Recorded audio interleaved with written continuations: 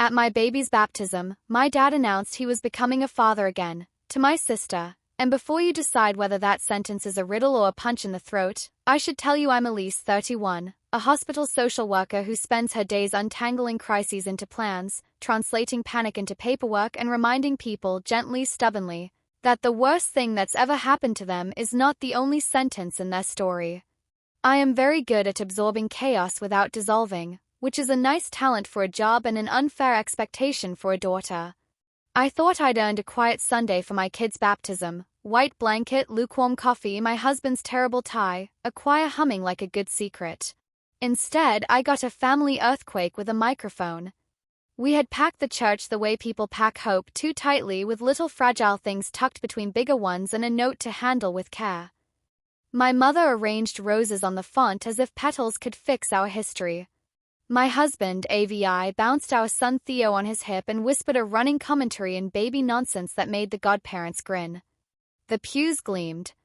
My grandmother wore the same brooch she wore at every holy event since 1962, like it knew the liturgy better than the priest. We'd made it to the part in the program where you can breathe, water on the forehead, a murmur of amen, my baby startled, and then calm the way babies forgive the world every 20 minutes. After the photos, Theo blinking like a startled philosopher, me holding my breath to keep the lace cap from sliding into his eyebrows, we moved to the parish hall for cake and polite sandwiches. I watched people I love scoop potato salad as if it were proof of civilization. I saw my father standing by the punch bowl in a suit he wears to funerals and weddings and anything that requires good behavior, his hand wrapped around a paper cup like it wanted out. He made a sound, a cleared throat writ large, and lifted his cup the way men do when they're about to nominate themselves for attention. I have an announcement, he said, and every head turned. The room is a drum in moments like this. You can feel words before they land.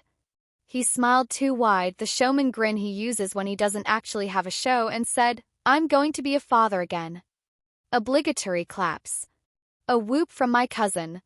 Laughter like a reflex. People love babies. I love babies. It was a day for babies.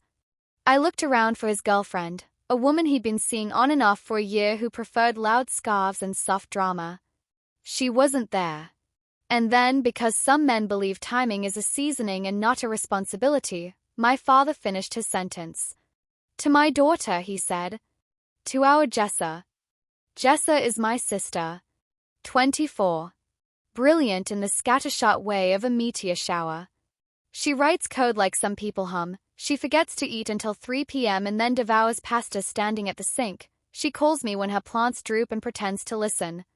She was standing near the kitchen doors holding a fork like a weapon and a paper plate sagging under too much cake because she is incapable of small servings or small feelings. When my father said her name, a sound tore out of the room, half gasp, half no, and then everything went so quiet I could hear the fluorescent lights buzzing like bad bees. He said it again, slower, as if diction could make it moral. To our Jessa. He didn't say the word with, which is the kind of omission that thinks it can be clever.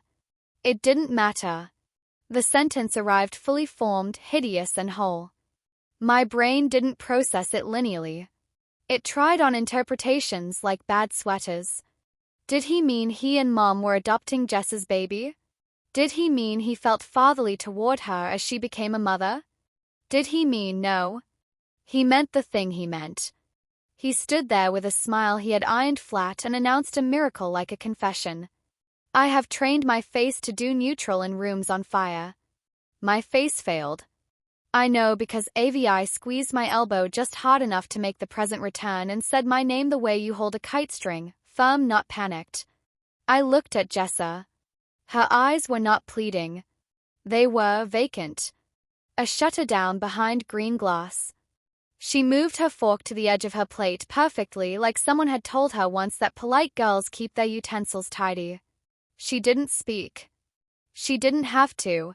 In her silence, there was a long, exhausted story. My mother made a noise like a chair scraping linoleum. David, she said to my father, in the voice of a woman whose jaw is holding back a tidal wave. He ignored her. Of course he did. He was performing. He patted his cup as if it were a head. We'll be growing our family, he concluded, as if he had given a toast and not detonated the center of one. I didn't shout. I didn't collapse.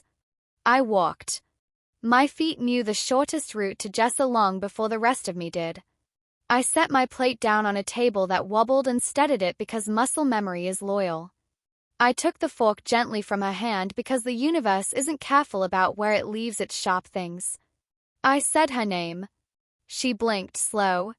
"Come with me," I said, and she did, through the kitchen doors, past the refrigerator hum and the scent of 1,000 past casseroles, into a storage closet with folding chairs and a soft light that made everyone look honest. "Jess." I tried again. I am trained to ask questions without putting answers in them. The sister in me wanted to fill the air with a verdict, with a plan, with a promise to make reality different. The social worker in me knew the first thing is always the same: safety. "Are you safe?" I asked.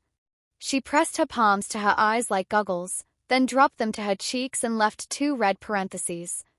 "No," she said, not whispering. "I don't know." Everything in me slowed down. "Do you want to leave?" "Yes." A child's yes. A warrior's yes. "Do you want to leave with me? Or is there someone else you want?" This was not the time for my pride. "You," she said. "Please." "Okay," I said, and we stood very still for 1 more second while I listened for the kitchen noise, the door, the world making baselines move. Then I moved. AVI saw our faces and didn't ask. He handed me the diaper bag, the car keys, the baby's hat. "I'll take Theo to your mom," he murmured. "You get Jess out." He kissed our son's forehead and pressed his palm to my back as if to transfer sane into me. My mother, seeing our little migration, started toward us. My father called her name in a tone that suggested invitations. She chose us. We left through the side door because you don't have to use the front exit just because a room expects you to. On the way to the car, the world had the audacity to keep being pretty. The sky was that stupid friendly blue. Theo's hat had a bear on it. The neighbors' hydrangeas looked like cakes. In the car, Jess sat small in the backseat like a kid ignoring a seatbelt. I angled the mirror so I could see her face. "I can take you to my place," I said, "or to the hospital, or to a hotel, or to the police, or—" "I want quiet," she said. "I want a door that locks that you have the key to, not him." My stomach made a sound. She didn't look up. "Don't make me say it," she added, and the last thread of "maybe this is a misunderstanding" snapped in the quietest way a thread can, with grace, with grief. At home, I handed her water, quiet clothes, the bathroom. I texted my boss a code we use when one of us needs to take off our professional hat and put on our human one in a crisis: taking personal time. Situation unfolding. Will update. She wrote back, "Do what you need. Proud of you. Being told you're allowed to be a person is a miracle that should not be a miracle." I turned on every lamp. It's a trick I learned on night shift. Light that doesn't interrogate just keeps monsters from thinking they own the room. When Jess came out, she looked like herself with the color washed out. She wrapped my oldest sweater around her thumbnail until it frayed.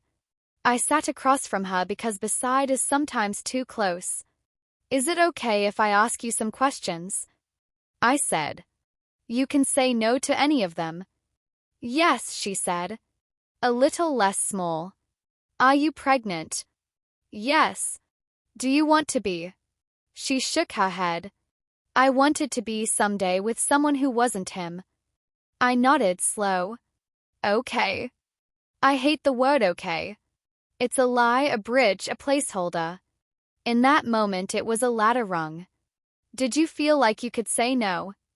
I asked, the question shaped very carefully because consent under pressure is a language people translate badly when they're hurt.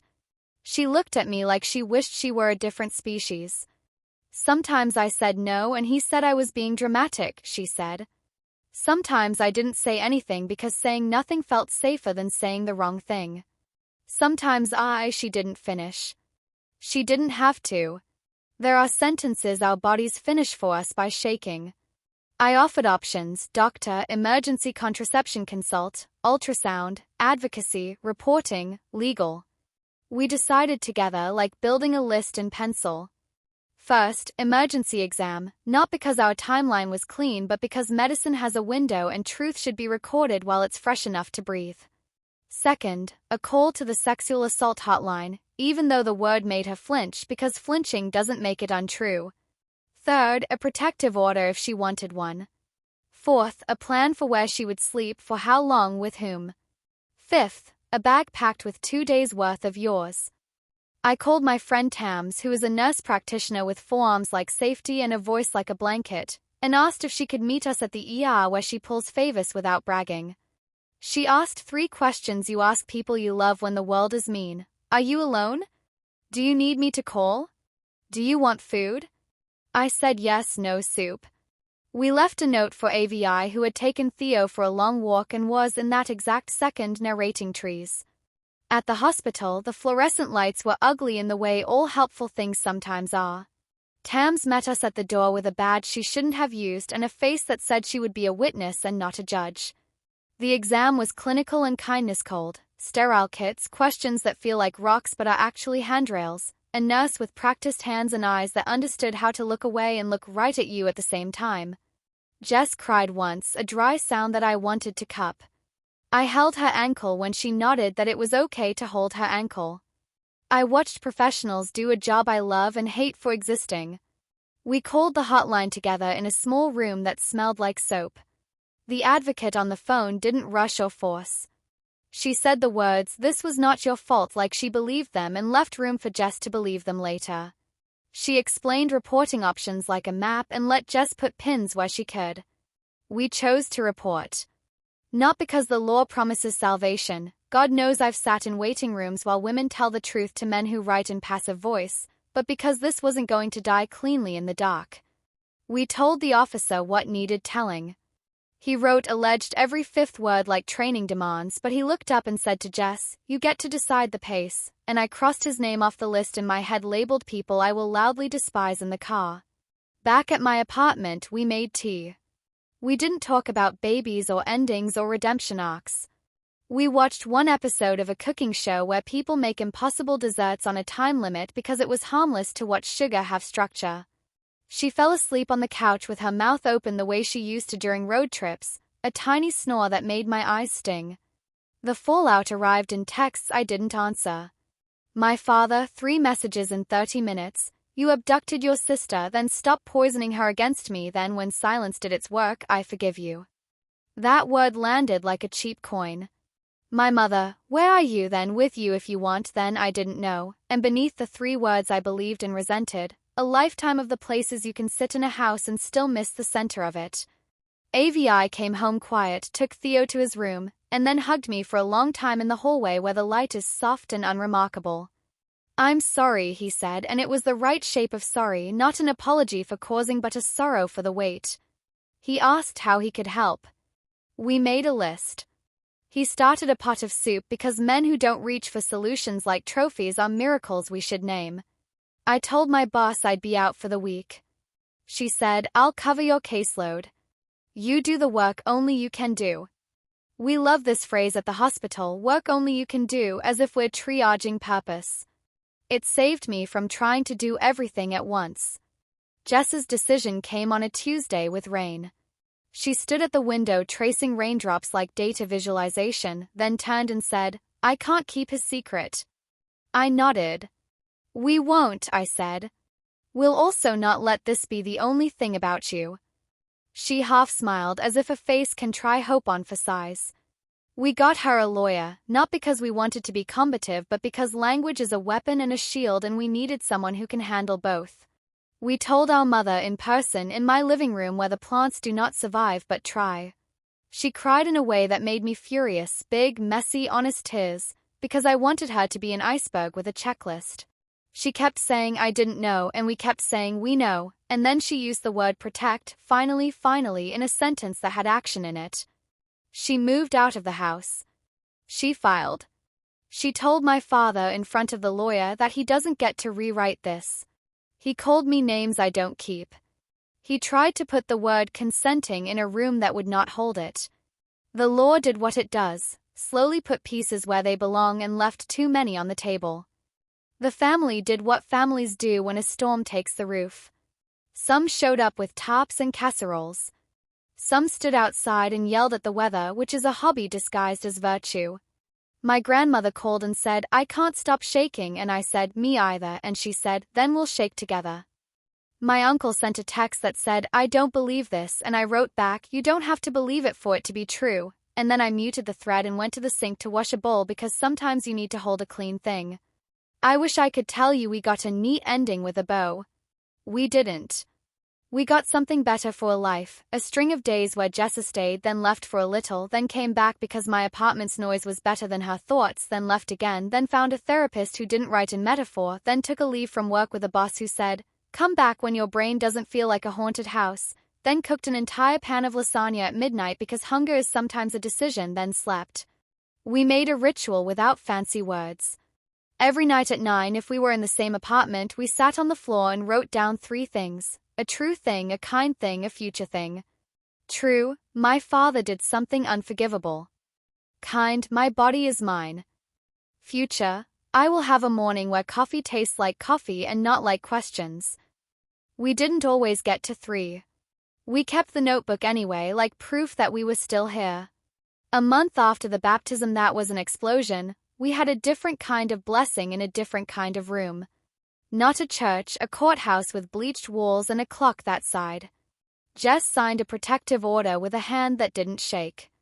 The judge looked at her over glasses that had seen worse and said, "This paper is not a wall, but it is a door," and I wrote the line down because even bureaucrats can give you poetry sometimes. We walked out into afternoon that didn't care about our forms and stood in the parking lot breathing like runners. Theo, oblivious because he is a baby and that's his job, discovered his toes that week and stared at them like they were a plot twist. He giggled at the ceiling fan. He grabbed my nose like he'd found an anchor. I started to sleep without clenching my fists. AVI kept making soup. My mother joined a support group that meets in a church basement with electrolyte coffee and said sentences that she never said in our kitchen, and when she came to my place afterward she didn't ask for forgiveness as payment for attendance. She sat, held Theo, and cried into his hat without making it his job to absorb it. People ask me now, gently like you touch a bruise, whether we still talk to my father. The answer is easy and not. No, we don't. Not until the law is done speaking. Not until repentance is more than a performance with a paper cup. Not until accountability shows up on time and stays. Not until the apologies stop containing the word if. Not until safety is a default and not a negotiation. Maybe never. Never used to scare me like a cliff. Now it feels like a tool I can use to build a house without him in it. If you need something practical because you are me from 6 months ago and you don't know where to put your hands, here's my work brain in a list I wish no one needed. Document everything, dates, texts, statements, keep screenshots in 2 places, call the hotline even if the word assault burns your tongue, go to the doctor you trust, tell the one person who will not minimize you, make a safety plan you could recite half asleep, put cash in a sock, keep spare clothes in your trunk, eat something salt forward, sleep somewhere new for a night if your brain needs different walls, write the truth on paper and hide it in a book you don't lend, remember that shame is a coat someone else threw on you, take it off even if the sleeves stick. If you need something human because lists are all bone and no skin, you get to not be brave in sequence. You can shake in a storage closet. You can ask your big sister to hold your ankle. You can leave a party through the side door and start a new ritual in your living room at 9. You can rage in the shower and wear pajamas like armor and bake a cake on a Tuesday because sugar is a kind of defiance. You are not responsible for the faces other people make when you tell the truth. You are not dramatic for bleeding out loud. I still have the tiny white lace cap in a drawer unwashed because it smells like rosemary oil and baby shampoo in the last moment before the sentence broke in half. I thought it would make me sad to keep it. It doesn't. It makes me stubborn. It says, you had a day that was yours and someone tried to steal it in public and still, you took the person you needed into the light and closed a door and made a plan. We baptized my son again, if you can believe it, this time in our apartment in a bowl my grandmother used for bread with water from the tap and a blessing my own mouth made up on the spot and friends around us who know how to hold you without holding you down. We lit a candle. We said his name out loud in the room where we eat cereal and fill out forms and keep the notebook with the truths and the futures. We took a picture. In it, Jessa is holding Theo and smiling with her real face, the one with the crooked tooth she's always been shy about, and my mother is beside her, hair still done like church because some habits are comfort, and AVI is making the baby laugh by pretending to sneeze, and I look tired and fierce and exactly like a woman who knows the difference between an announcement and the truth. At my baby's baptism, my dad made himself the main character of a story that wasn't his. The rest of us are busy writing a different one. It has fewer microphones. It has more doors that lock from the inside. It has soup and notebooks and a baby who thinks toes are magic. It has sisters who leave when they need to and come back because the couch is soft and the lamp is on. It has a mother who learns new words. It has a father-shaped silence we are learning to step around without apologizing for the noise our healing makes. And it has me, Elise, 31, social worker, stubborn person, woman who will always move toward the person in the room who needs a door and a plan, especially if that person is my sister, especially if that room pretends to be holy and tries to make her small.